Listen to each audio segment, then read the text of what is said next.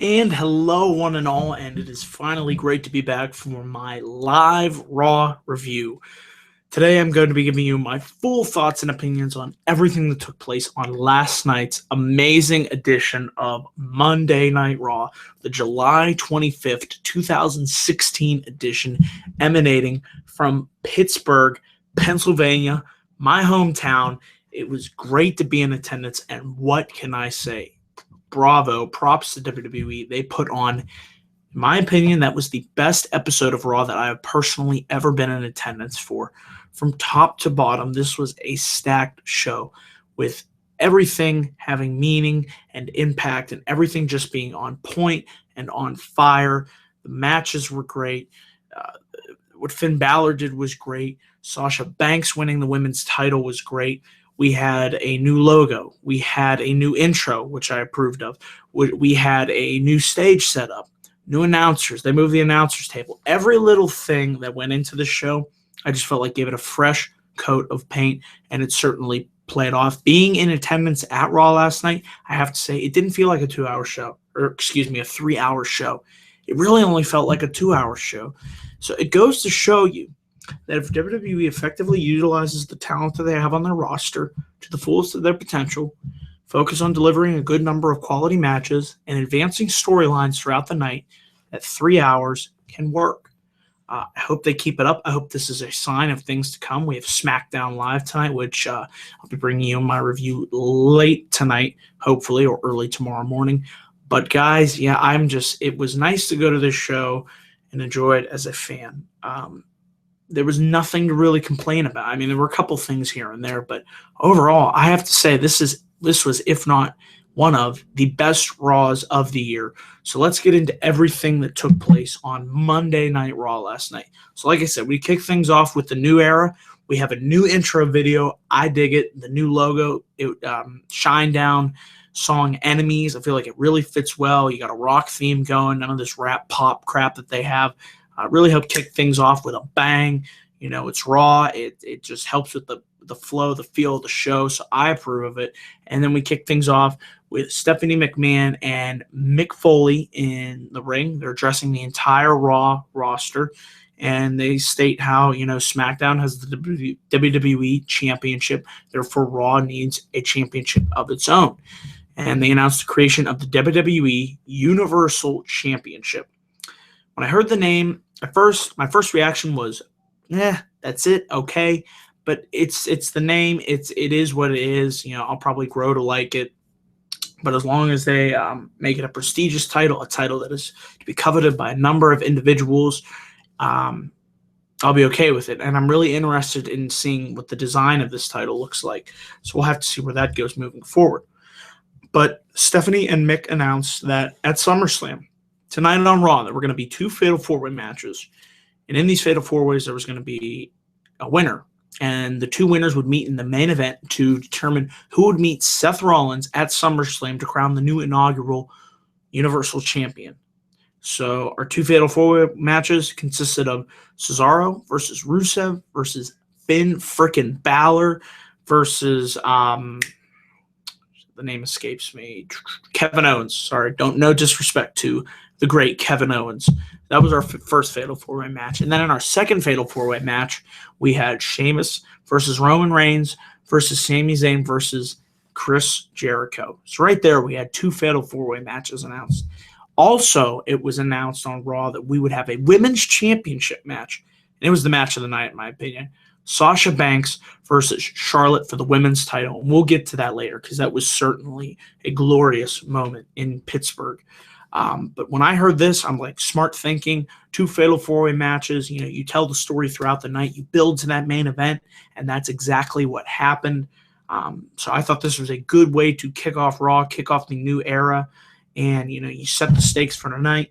You set the stakes for what's coming ahead at SummerSlam. How can you not like that? So we had our first Fatal 4-Way match. It was Rusev versus Kevin Owens versus Finn Balor versus Cesaro. This was a great freaking match. This was my second favorite match of the night. The crowd got into it more and more and more as time went on. We were really into Cesaro. There were some nice Cesaro chants that we got going because Cesaro was awesome in this match. He killed it. I mean, he was flying all throughout the ring, hitting uppercuts and uppercut city, and just demonstrating his strength when he picked up Rusev and flipped him over. I mean, that was great. And, he was certainly, I feel, one of the MVPs of this match. Finn Balor certainly held his own. They gave these guys plenty of time, and I felt that benefited this match, and it benefited the show as well. These matches were given time to breathe, and these guys were given time to tell a story.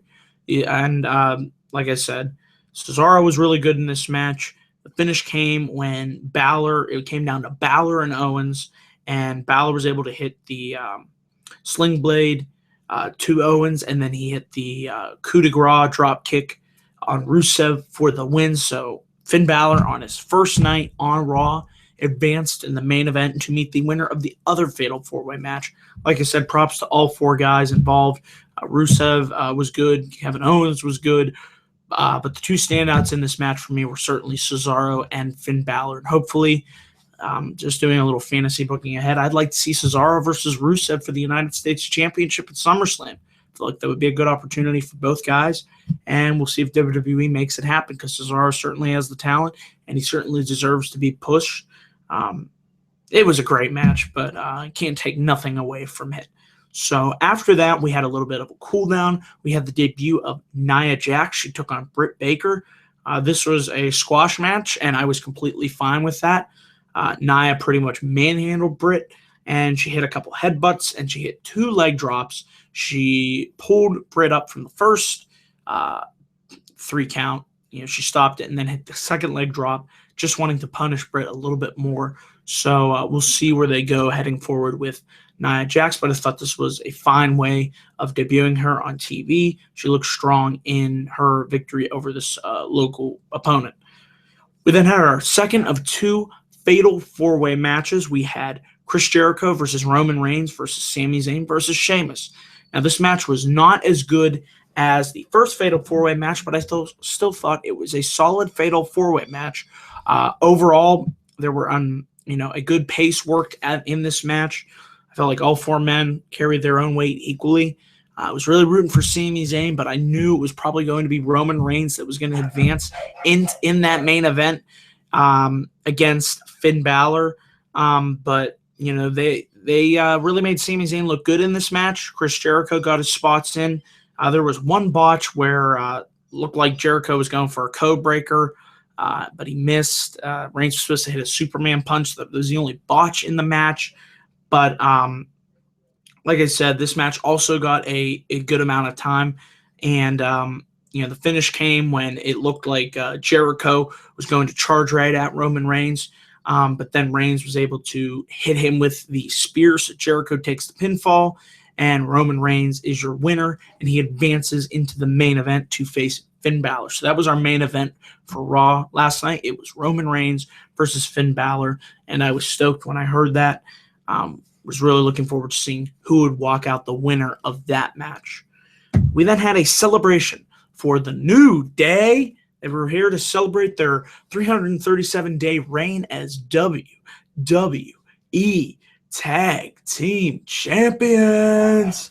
So the New Day came down to the ring.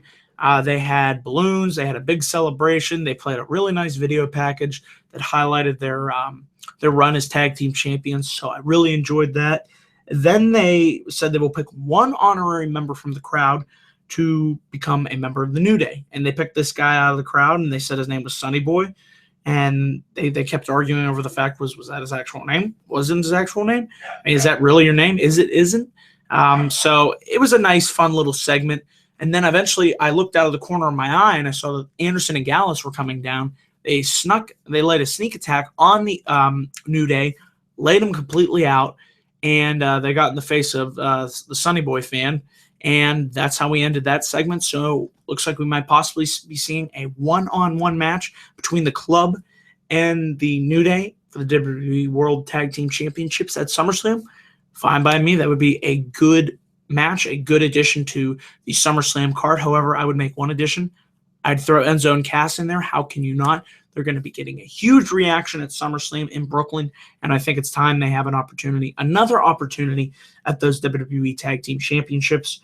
But this was okay. Not a bad segment. Like I said, it's the New Day. How can you not love these guys? They're just so much fun to watch.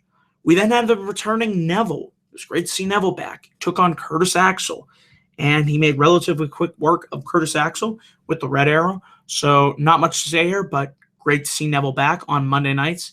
Look forward to seeing, hopefully, him get a new opportunity on the main roster. There are rumors that he might be facing Chris Jericho at SummerSlam. I'd be all for that. I think they had a good match last year at Beast in the East, and I think it would be a good way to, help, reestablish Neville on the main roster card. So we'll have to see where and what their plans are for Neville moving forward. But it's great to have the man that gravity forgot back on Monday nights. Then we had what was the match of the night. This was epic. This was great. This was the Women's Championship match. This was Charlotte defending her women's title against Sasha Banks. So when they said this, I was hyped. I was like, holy shit, we're actually going to be getting this on Monday Night Raw. It truly felt like a new era. And the result of this made it feel like a new era. It was a great match, folks. What more could you expect when you put Charlotte and Sasha Banks, two of the elite women on this roster, in the ring together? They gave them, 16 minutes, and it was a glorious 16 minutes. These women told a story of Sasha persevering and overcoming every one of Charlotte's little dirty tactics. Dana Brooke thrown out from ringside. And when that happened, I figured, well, there's not going to be any interference. Maybe there will be a countout. Something's going to happen. There's no way that Sasha Banks is winning this title tonight on Raw in Pittsburgh. But boy, was I wrong. Sasha Banks was able to defeat Charlotte for the WWE Women's Champion. She locked in that bank statement, and when Charlotte tapped out, place went nuts. I went nuts. As you can tell, my voice is a little hoarse, but I screamed. We were chanting, Sasha, Sasha, you deserve it. You deserve it. Great reaction for Sasha afterwards. She is your new women's champion. It was a sight to behold. Sasha deserves this. It was a great match, like I said, as to be expected. I'm really curious to see where they go moving forward with this. Might we see them lock up at SummerSlam again and potentially a stipulation? 30-woman Iron Man match? 30-minute Iron Woman match. There we go. Could we see a submissions match? The possibilities are endless, but this truly was a historic moment on an historic Monday Night Raw. Happy for Sasha. She gave a great little promo after the match. Sasha and Charlotte were both crying. They were both, you could tell Charlotte was happy for Sasha. They're both very good friends, and this was a huge moment for Sasha, and she said that she told everyone that she would do it, and she proved everyone wrong that didn't believe in her. So once again, congratulations to Sasha on becoming the new WWE Women's Champion. You deserve it. We then have Braun Strowman versus local jobber, James Ellsworth. What more could you expect? Braun Strowman beat the hell out of this guy. He demolished him. He destroyed him. He could have flattened him. He pretty much flattened him into a pancake. Braun Strowman wins. Squash match. I'm actually interested to see where Braun Strowman goes moving forward. If they build him up right, if he's allowed to grow, and work on his moveset in the ring, there's definitely potential there. I'm not going to, write him off. I want to see where Braun Strowman goes moving forward in the next 2 to 3 months. So it'll certainly be interesting to see. But he just destroyed this guy. We then had Enzo and Cass make their electrifying entrance. Just as they were going into their shtick, the Shining Stars interrupted them. And I'm like thinking, oh, hell no. What the hell are the Shining Stars doing out here? And sure enough, there's only one word to describe them, and you know what that is. S-A-W-F-T, soft. Enzo and Cass made quick work of the Shining Stars, as they should, and they win after Cass is able to get the big boot in the face on Primo for the victory. And then we have our main event of the evening. Roman Reigns versus Finn Balor. This was a good main event match. If I had to rank the matches tonight, I put the women up here, Charlotte versus Sasha. The first Fatal 4-Way match. The second Fatal 4-Way match, and then Reigns versus Balor. It was a good match. Was expecting a little more, but that's all right. We got a loaded edition of Raw. I was not going to complain. And the result of this match was awesome. it was Finn Balor in that ring. I didn't think it was going to happen. But somehow, some way, Finn Balor defeated Roman Reigns to advance to SummerSlam to face Seth Rollins for the inaugural WWE Universal title. That's right. You heard me right. Finn Balor on his first night on Raw beat Roman Reigns. And I was shocked. I didn't think it was going to happen. I thought for sure they're doing Roman Reigns versus Seth Rollins at SummerSlam. But somehow, some way, we're getting Balor versus Rollins. And Balor, got the finish after he hit the running drop kick. And when he hit that coup de grace and the 3 count hit, I went nuts. I'm like, holy shit, I couldn't believe it. Holy shit, I could not believe it. We're in store, folks, for a special SummerSlam. And I'm really interested to see where they go with Roman Reigns moving forward.